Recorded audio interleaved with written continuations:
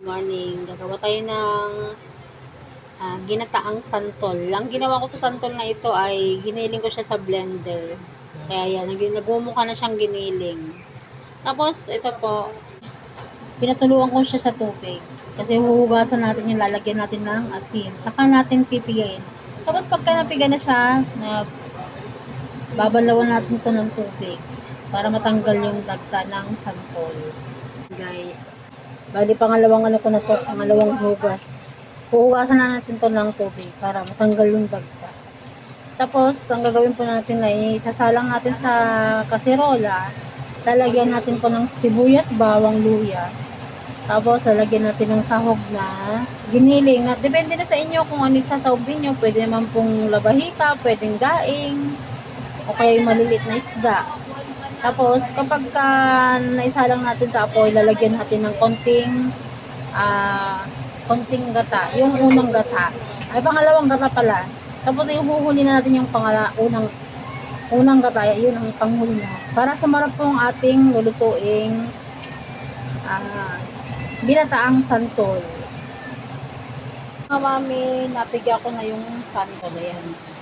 Ngayon naman, nilalagyan natin ng konting baboy. Yan. Bumili ako sa palengke ng 50 pesos na karne. Ngayon, gagawin natin dito ay gigilingin po natin. Yung nangyari po sa ating baboy ay nagiling ko na po siya. Ngayon naman po ilalagay po natin sa santol na gagawin nating ginataang santol. Ngayon naman po nilagay na natin yung giniling sa santol. Ngayon po ay lalagyan po natin yan ng ingredients. Kung kayo po yung mga kapwa ko Ilocano at hindi kayo sanay kumain ng ganito santol, pag po ito natikman ninyo, talagang hindi kayo magsisisi dahil napakasarap. Yan, lalagyan po natin ng sibuyas. Tapos maglalagay din tayo ng luya. Para din ang rigado nito, para din siyang paksiw, ganyan. Pag lalagay po natin ng luya, ang hiwa ng luya ay bahala na po kayo kung anong klase pong hiwa ang gagawin po ninyo.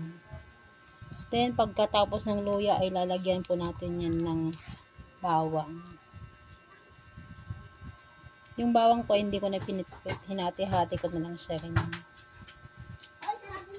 Tapos, pagkatapos po lalagyan po natin yan ng asin, pampalasa. Depende na po sa inyo kung ano po yung lalagay niyo yan. Asin. Tapos, lalagyan din natin ng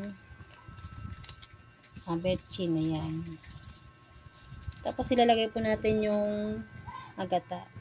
Napigyan ko na yung gata. Ngayon po, ang ilalagay natin ay yung pangalawang gata. Sasalain mo natin yan.